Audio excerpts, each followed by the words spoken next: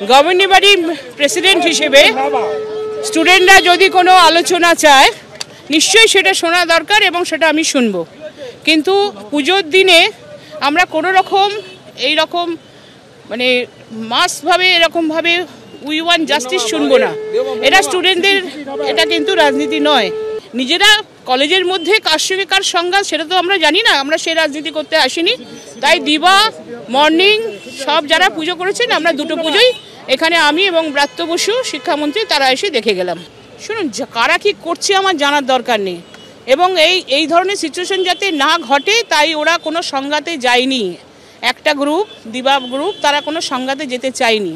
তারা চেয়েছে যে যাতে এই ধরনের কোনো মন্তব্য আগামী দিন কোর্টে প্রডিউস হোক এবং এই যে মিথ্যা একটা অভিযোগ এটা যাতে না হয়, সেই জন্য তারা আলাদা জায়গায় পুজো করতে বাধ্য হয়েছে, কিন্তু সেটা শান্তি বজায় রাখার জন্য। কিন্তু এখানে কিছু কিছু রাজনৈতিক মনোভাবাপন্ন, অন্য দলের রাজনৈতিক মনোভাবাপন্ন, তারা চাইছেন কলেজটা ঘিরে একটা রাজনীতি হোক, কিন্তু আমরা কখনোই চাইবো না স্টুডেন্টরা কোনো রাজনীতির মধ্যে তারা শিকার হন।